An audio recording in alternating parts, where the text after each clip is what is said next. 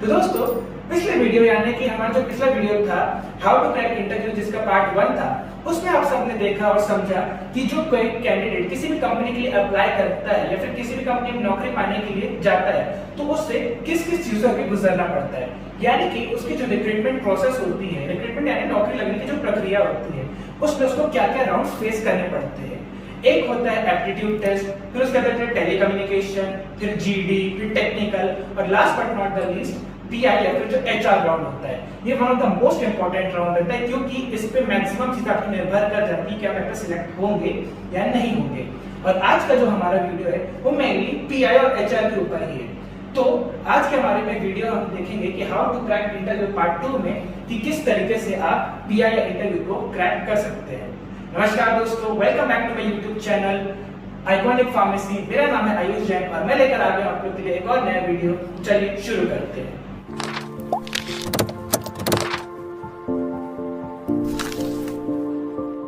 तो दोस्तों जैसे आप देख रहे होंगे यहाँ पे लिखा है how to crack interview part 2, उसकी डूज और डोंट्स। माने कि आपको इंटरव्यू में जब आप देने जाते हैं तो वहां पे आपको क्या क्या करना है और वहां पे आपको क्या क्या नहीं करना है। ठीक है, मैं दोबारा बोल रहा हूँ क्या क्या नहीं करना है, उसके बारे में वीडियो में आगे बढ़ते हुए देखेंगे। तो सबसे पहले अगर देखा जाए कि डूज क्या है, तो सबसे पहला है कि डू योर होमवर्क। अब होमवर्क से आप यहाँ पे ये समझते हैं कि आपको प्रॉपर्ली घर से मेहनत करके जाना है, मतलब कि आपको यहाँ पे सब चीजों का ध्यान रखना है कि मेरे को जो सिखाया गया है या फिर जो मैंने देखा है पहले से उस सब चीजों को मुझे ध्यान रखना है। मुझे मेरी पढ़ाई को प्रॉपर्ली पूरी तरीके से करनी है, चाहे वो थ्योरेटिकल हो चाहे प्रैक्टिकल हो, उन सब चीजों पे ध्यान देना है। और मुझे ये भी ध्यान देना है कि मैं इंटरव्यू में सिलेक्ट होने के लिए प्रॉपर्ली क्या क्या कर सकता हूँ। तो ये सारी चीजें होती है आपकी होमवर्क में, मतलब कि जो पहले से मेहनत करके आओगे। ठीक है, तो यहाँ पे हो गया डू योर मतलब कि होमवर्क प्रॉपर्ली करके आओ। नेक्स्ट पॉइंट है set your good first impression. अब आपने कहावत सुनी होगी first impression is the last impression. आप किसी से भी अगर बात करते हो, आप किस तरीके से बात करते हो, मे भी शायद उसके दिमाग में वो आपकी इमेज सेट हो जाती है। सेम इसी तरह से जब आप इंटरव्यू देने जाते हैं तो इंटरव्यू के भी दिमाग में, इंटरव्यू का जो आपका एम्प्लॉयर रहता है उसके भी दिमाग में कुछ कुछ चीजें सेट हो सकती है। अब जैसे कि फॉर एग्जांपल अगर आप रूम में जाते हो, ठीक है, जहाँ पे आपके एचआर पैनल बैठा हुआ है, तो वहां पे वो लोग घुसते साथ वो लोग इतने एक्सपीरियंस होते हैं ना, वो लोग आपको सब चीजों ऊपर से नीचे हेड टू टो स्कैन कर लेते हैं कि यार ये बंदा कैसा है, कि कैसे मतलब प्रॉपर्ली इसने ड्रेसअप किया है कि नहीं, क्या है, और इसका बॉडी लैंग्वेज कैसा है, हमारे साथ आई टू आई कांटेक्ट रख रहा है कि नहीं, प्रॉपर्ली ग्रीट कर रहा है कि नहीं, बैठने से पहले इजाजत लेता है कि नहीं। ये सारी चीजें एम्प्लॉयर्स जो रहते हैं वो बहुत ध्यान से देखते हैं। तो ये है कि अगर आप उनसे प्रॉपर्ली बात करने जा रहे हैं तो आपको वहां पे अपना अच्छा इंप्रेशन बना के रखना जरूरी है। ठीक है, नेक्स्ट है sell your strength and expertise. माने कि जो आपने अपने रिज्यूमे में लिखा होगा या फिर जो आपकी स्ट्रेंथ और एक्सपर्टीज है आपको उस पर प्रॉपर्ली बनाए रखना है, आपको उसको प्रॉपर्ली मेंटेन करके रखना है। जैसे फॉर एग्जांपल इंटरव्यू ने पूछा अपनी स्ट्रेंथ्स के बारे में बताओ, तो आप बता सकते हो कि यार मैं एट अ स्ट्रेच लंबा काम कर सकता हूँ, या फिर मैं मार्केट में क्लाइंट्स को इजीली हैंडल कर सकता हूँ, मेरे पास लोगों को कन्विंसिंग एबिलिटीज है, या फिर मैं आपके प्रोडक्ट की क्वालिटी को प्रॉपर्ली अच्छे से मेंटेन करके रखने की प्रक्रिया जो है उसको प्रॉपर्ली फॉलो कर सकता हूँ, मैं आपकी मशीन्स की एसओपी को अच्छे से फॉलो कर सकता हूँ, या फिर कोई भी हो, या फिर फॉरेन डेलीगेट्स को हैंडल कर सकता हूँ। तो ये सारी चीजें आपकी हो जाती है स्ट्रेंथ एंड एक्सपर्टीज। तो आपको इन सब चीजों को मेंटेन करके रखना जरूरी है। ठीक है, नेक्स्ट पॉइंट पे आते हैं dress well and be confident. ये one of the most important point है क्योंकि जहां पे बहुत सारे लोग मात खा जाते हैं, क्योंकि अगर आप अच्छी तरीके से ड्रेस प्रॉपर्ली कैरी नहीं करते हैं तो वो इंटरव्यूअर के दिमाग में आपकी गलत इमेज सेट कर सकता है। अगर आप इंटरव्यू के लिए जा रहे हैं तो वहां पे आपको एक proper formal shirt, formal pant और टाई कैरी करते हुए ही जाना है। क्यों? क्योंकि इससे आपका एक अच्छा प्रोफेशनल लुक जाहिर होता है और आपको वहां पे आप कोई भी चीजों का आंसर दे रहे हैं या फिर कोई भी चीजों की एक्टिविटी को फॉलो कर रहे हैं तो आपको वहां पे उसको प्रॉपर कॉन्फिडेंस के साथ कैरी करना है या फिर कैरी फॉरवर्ड करना है। क्यों? क्योंकि इससे आपको समझ में आता है कि आप अपने जॉब को लेकर, अपने प्रोफाइल को लेकर कितने ज्यादा कॉन्फिडेंट है। ठीक है, नेक्स्ट पॉइंट है कि know your employer and your company. यानी कि अगर आप किसी कंपनी के लिए इंटरव्यू देने जा रहे हैं या फिर किसी कंपनी में नौकरी चाहते हैं तो आपको उस चीजों के बारे में प्रॉपर नॉलेज होनी चाहिए। क्यों? क्योंकि जब अगर आपको, चलिए फॉर एग्जांपल आपको एक दे देता हूँ, मेरा एक फ्रेंड था, उसको इसने कंपनी के इंटरव्यू के लिए देने गया, ठीक है। अब वहां पर उससे पूछा गया कि हमारी कंपनी का लोगो क्या है, and then he got failed. अब उसको लोगो ही नहीं पता है, अब बोले क्या करें, तो इससे उसकी जो इंटरव्यूअर था उसके दिमाग पे उसकी गलत इंप्रेशन पड़ेगी कि यार इसने को तो कंपनी का लोगो ही नहीं पता है, तो ये हमारी कंपनी को आगे क्या हैंडल करेगा। तो आपको ये है, और जो आपका एम्प्लॉयर है जिसने बहुत सारे पहले भी रिक्रूटमेंट्स किए होंगे, आप उसके बारे में भी जान सकते हैं कि यार ये किस टाइप का इंसान है, कि कैसे टाइप से क्वेश्चंस पूछते हैं, मैं उसको उस हिसाब से काउंटर कर सकूं। तो ये जो पॉइंट है, ये बहुत इंपॉर्टेंट पॉइंट है कि know your employer and company. अगला है लिसन एंड रिस्पॉन्ड अकॉर्डिंगली। अब ऐसा है कि जो एम्प्लॉयर आपसे जो क्वेश्चन पूछता है, जो आपका इंटरव्यूअर है, वो आपसे क्वेश्चन पूछेगा कि यार आप हमारे मार्केटिंग रिक्वायरमेंट्स को कैसे कंप्लीट करोगे, और पता चला आप उसको बता रहे हो कि हमारे क्वालिटी कंट्रोल ही कैसा है, तो ये चीज तो बहुत गलत हो जाएगी। तो हमें इस चीजों को ध्यान रखना है, हमें प्रॉपर्ली क्वेश्चन को सुनना है, उसको सोचना है, एंड देन हमें उस चीज का रिस्पॉन्ड करना है। नेक्स्ट है कि मेक एन इम्पैक्टफुल रिज्यूमे। माने कि अगर आप जब अपना रिज्यूमे बना रहे हैं तो आपको उसको अच्छे इम्पैक्टफुल बनाना है कि अगर जो आपका एम्प्लॉयर है उसको देखते साथ ही लगे कि हाँ मुझे इस पर्सन को तो अपनी कंपनी में चाहिए ही, यानी कि मुझे इस पर्सन का तो इंटरव्यू लेना ही है। माने कि आपको उसमें अच्छी तरीके से लिखनी है कि यार मेरे कौन सी लैंग्वेजेस नोन है, मैं क्या क्या कर सकता हूँ, लोकल लोग से बात कर सकता हूँ कि नहीं, मेरी स्ट्रेंथ एंड वीकनेसेस क्या है, मेरी पर्सनल स्किल्स क्या है, जो भी एक्स्ट्रास है जो कि आपके रिज्यूमे को अट्रैक्टिव बनाते हैं, आपको वो सारी चीजों को फॉलो करना है। और नेक्स्ट है कि do good with your verbal communication, यानी कि अगर जब आप किसी भी तरीके से उनसे बात करेंगे, आपका वर्बल कम्युनिकेशन हमेशा अच्छा होना चाहिए। आई रिपीट, आपका वर्बल कम्युनिकेशन अच्छा होना चाहिए। क्यों? क्योंकि जो वर्बल कम्युनिकेशन, अगर आपके वर्ड्स लड़खड़ाते हैं या फिर आपको एकदम किसी चीज को लेकर नर्वस हो, तो ये उनके दिमाग में गलत इंप्रेशन सेट कर सकता है। तो आई गेस ये सारे पॉइंट्स जो थे आपको इंटरव्यू में करने लायक होते हैं, यानी कि आपको इन सब चीजों का ध्यान रखना है। अब मैं आपको बताने जा रहा हूं कि क्या क्या चीजों को आपको इंटरव्यू में नहीं करना है, यानी कि उसके डोंट्स क्या हो सकते हैं। डोंट्स को भी हमें ध्यान रखना बहुत जरूरी है, क्योंकि अगर हम डोंट्स को प्रॉपर्ली फॉलो नहीं करेंगे तो हमारे इंटरव्यू में सिलेक्ट होने के चांसेस भी कम हो सकते हैं। तो चलिए अगर जरा डोंट्स पे ध्यान रखा जाए तो क्या है। फर्स्ट,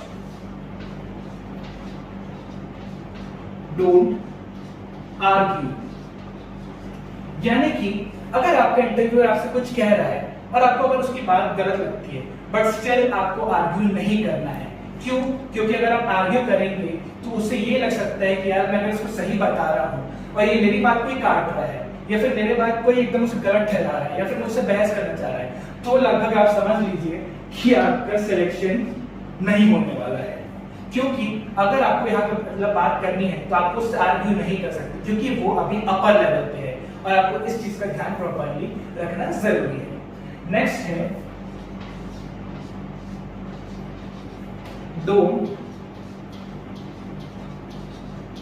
स्पीक ओवर, यानी कि स्पीक ओवर वर्ड से आप क्या समझेंगे कि अगर मान लीजिए आपका एम्प्लॉयर आपको कुछ बता रहा है, जैसे फॉर एग्जांपल आपका आंसर गलत हो गया, उसको रेक्टिफाई करने के लिए, उसको करेक्ट करने के लिए कुछ बता रहा है और आपने उसके बताने के पहले ही कुछ उसमें अपने बोलना स्टार्ट कर दिया, तो ये बहुत गलत इंप्रेशन सेट करता है। आपको ये चीज बिल्कुल भी नहीं करनी है, इससे भी आपके सिलेक्शन के चांसेस कम हो सकते हैं। नहीं तो उसको लगेगा यार हमारी बात तो सुनी है, अपना अपना ही बोले जा रहा है।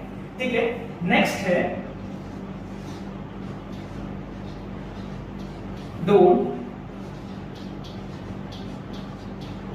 falsify your info, यानी कि आपको अपनी कोई भी इंफॉर्मेशन गलत नहीं देनी है, कहीं भी पे आपको झूठ नहीं बोलना है। क्यों? पता लग पूछा गया कि यार आपके 12th में कितने परसेंटेज आए थे, आपने बोला सर मेरे तो 87 आए थे, और जबकि आपकी मार्कशीट में दिखा रहा है, उसको टोटल करने के बाद पता लग रहा है कि आपके तो 70 आए थे। और यहाँ से अगर आपने ऐसा बोल दिया, मतलब समझ लीजिए आपकी नैया डूबने वाली तय है। ठीक है, तो आपको कोई भी जो इन्फॉर्मेशन है उसको बिल्कुल भी गलत नहीं देना है। मतलब आपने बोला कि यार मेरे एजुकेशनल बैकग्राउंड में मेरे इतने मार्क्स आए थे, मेरे ये सब्जेक्ट में प्रॉपर्ली अच्छा था, और आपका मार्कशीट कुछ और ही एकदम उसको बयान कर रही है, तो आपको कोई भी चीजों को फॉल्सिफाई नहीं करना है। ठीक है, अगला है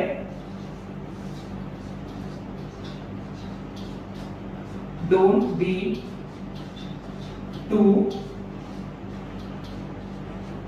डिप्लोमैटिक, यानी कि आपको किसी भी तरीके में बहुत ज्यादा डिप्लोमैटिक नहीं होना है। कभी कभी स्ट्रेट फॉरवर्ड रहना भी अच्छा होता है, क्यों? अगर आप बहुत ज्यादा डिप्लोमेटिक हुए तो लोगों को उनको लगेगा कि यार ये तो हमारी सभी बातों में हाँ मिला रहा है, इसकी पर्सनल कोई राय है ही नहीं। तो आपको ये चीजों का भी बहुत ज्यादा ध्यान रखना जरूरी है कि आपको इतना ज्यादा डिप्लोमेटिक नहीं होना है, कभी कभार स्ट्रेट फॉरवर्ड होना भी बहुत ज्यादा इंपॉर्टेंट होता है, और ये चीज हमेशा इंटरव्यू में ध्यान दी जाती है। अगला है